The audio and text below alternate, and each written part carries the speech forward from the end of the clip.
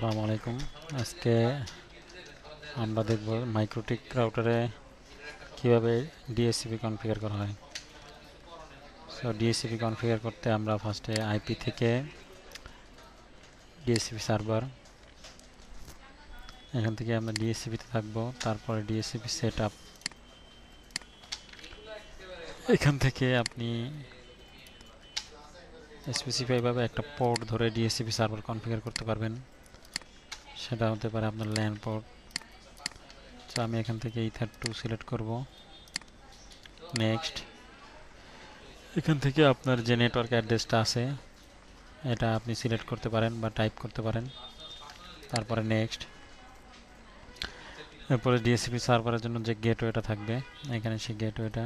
Next, এখানে address পুল তৈরি করা যায় যে আপনি কত থেকে কত রেঞ্জ হচ্ছে ডিএসসিপি সার্ভারের আন্ডারে রাখবেন, বাকিগুলো স্ট্যাটিক থাকবে। চাইলে আপনি ওই আইপিগুলো স্ট্যাটিকভাবে ইউজ করতে পারবেন। তো সেক্ষেত্রে এখানে আমি হচ্ছে 200 থেকে 254 পর্যন্ত নিব ডিএসসিপির আন্ডারে।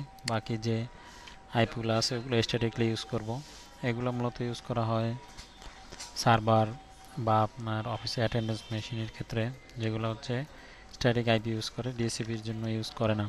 তো আমরা এই পুলের জন্য হচ্ছে পিছনে 200 পিছনে আইপিগুলো রেখে দেব।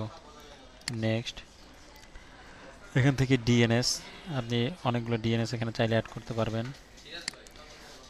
এখানে চাইলে DNS on dot on dot on dot on 8 dot উপরে আছে। নেক্সট,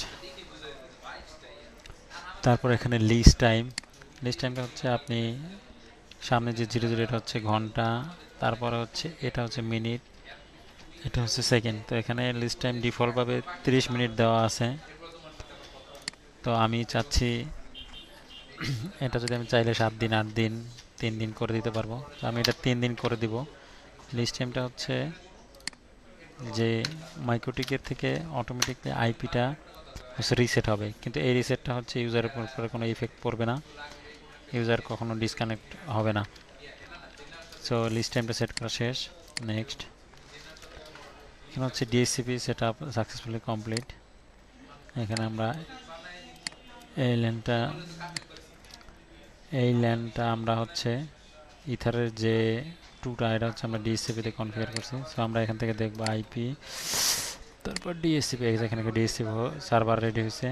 তো আমরা এখন এটা একটা পিসিতে ডিএসসিপি কানেক্ট করে দেখবো যে আমাদের আইপিটা ঠিকভাবে কাজ করছে কিনা।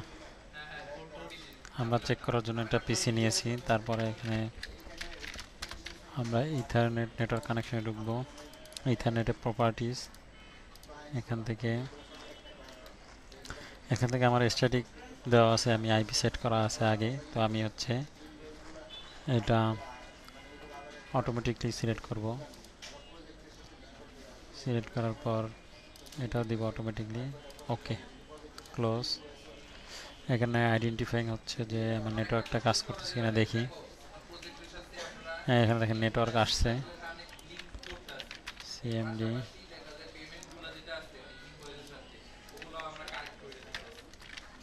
আইপি কনফিগ, এই যে দেখেন এখানে হচ্ছে এই আইপিটা হচ্ছে ডিএসসিপি থেকে নিয়েছে।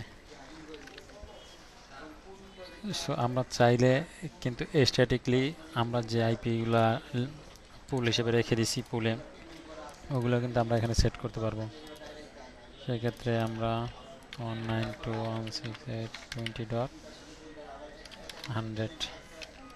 192.168.20.1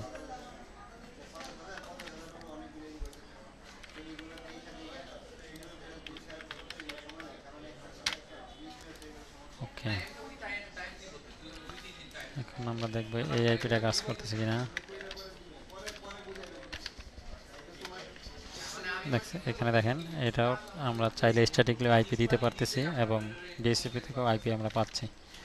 সেই ছিল আমাদের ডিএসসিপি কনফিগারেশন। ধন্যবাদ।